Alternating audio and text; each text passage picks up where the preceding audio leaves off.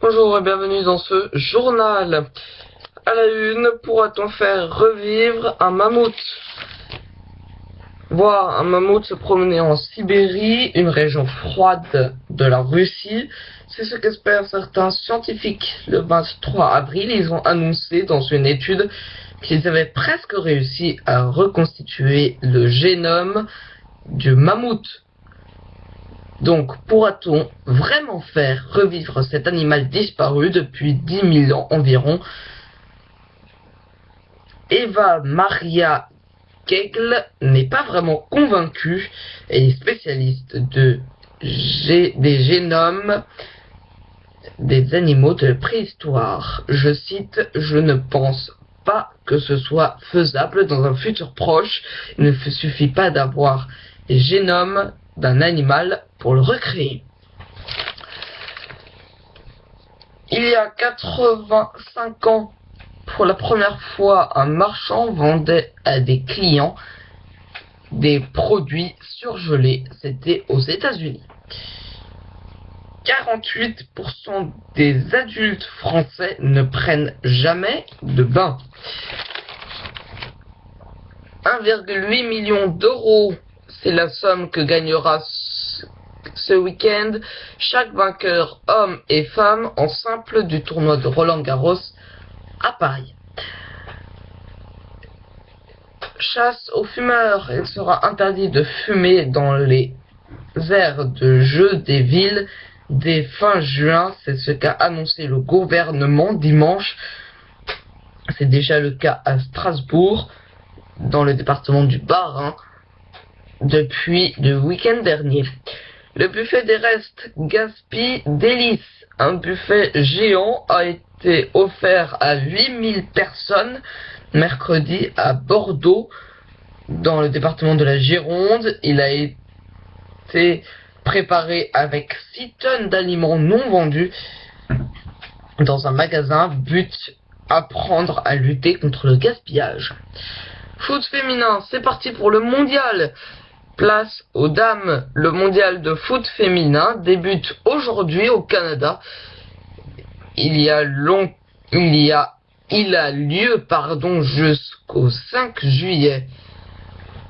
À vendre le premier appareil de cinéma parlant.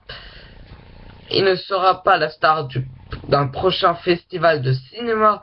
Le premier appareil du cinéma parlant, le chronomégaphone sera mis en enchère dimanche à Montbazon, en Indre-et-Loire.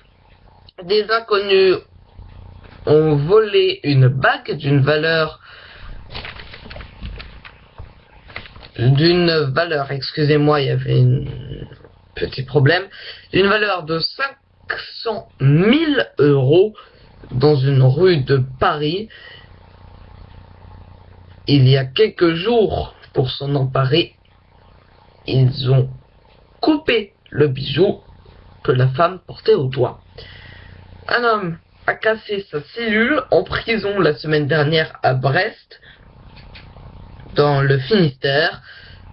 Lundi, il était jugé pour cela au tribunal. Il a cassé le verrou d'une porte en donnant un coup de pied. Il a été condamné à 5 mois de prison et à rembourser les dégâts. Un homme accro au beurre en a volé 34 plaquettes dans un supermarché. Mercredi, il avait aussi des pommes et des grenades sur lui, dont bien évidemment le fruit. Mais elle tombait de sa poche de pantalon. Et oui, tombé de son pantalon, il a été donc arrêté par les hommes de la sécurité. Un homme a sauvé un pêcheur âgé de la noyade à Argenton, dans le département du Lot-et-Garonne. Mercredi, le vieil homme a été emmené à l'hôpital. Kirby et le pinceau arc-en-ciel. Il est en tête des ventes de jeux sur Nintendo Wii U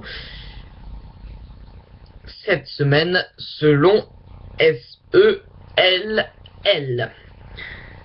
Au moins 7000 cyclistes ont participé mercredi à Velocity, un défilé de 12 km à vélo dans les rues du centre-ville de Nantes, dans le département de la Loire-Atlantique, en Loire-Atlantique. Donc, certains deux roues étaient décorés de lanternes en papier, d'autres avaient de drôles de formes.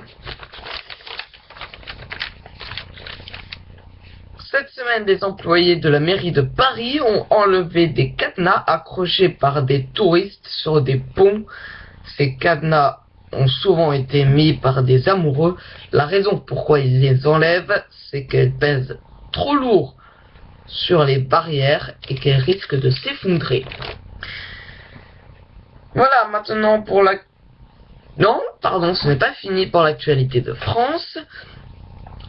Des nuages, une robe ou même un dinosaure. Nathan Sawaya sait presque tout faire avec des Lego. Cet artiste américain a été le premier au monde à utiliser ces petites briques pour créer des sculptures. Ses œuvres sont présentées à Paris dans l'expo The Art of the Bricks, qui est au parc des expositions. Voilà maintenant pour l'actualité mondiale. Un escalier rayé et coloré est une œuvre d'art d'un artiste britannique. On peut la voir depuis mercredi à la Royal Academy of Arts, Académie royale des arts en français, à Londres, au Royaume-Uni. Plume sur la tête, un ado américain a obtenu le droit de porter une coiffe avec des plumes d'aigle pendant la remise des diplômes de son lycée. C'est une vieille tradition de sa tribu. Oiseau très malin. Les chercheurs australiens ont découvert que l'acanthise mignon, un petit oiseau, imite le cri d'une espèce plus grosse que lui, le faucon. Le but, faire fuir ses prédateurs. À 11 ans, et oui, écoutez bien, à 11 ans, elle rentre dans une grande université. Elle n'a ni le droit de voter, ni le permis de conduire, mais seulement à 11 ans, Ria Chevourou va entrer dans la célèbre université de Howard à Cambridge, aux États-Unis. En plus d'avoir terminé le lycée avec 6 ans d'avance, la jeune fille est la meilleure élève de son école depuis qu'elle a 7 ans. Elle suit des cours en accéléré. Elle fait aussi beaucoup d'activités à côté, échecs, théâtre, piano, comme quoi les activités périscolaires, ça aide. Eh bien, je crois que ce journal touche à sa fin, touche à son bout. C'est la fin de ce journal. Merci de l'avoir suivi et à bientôt pour un nouveau journal.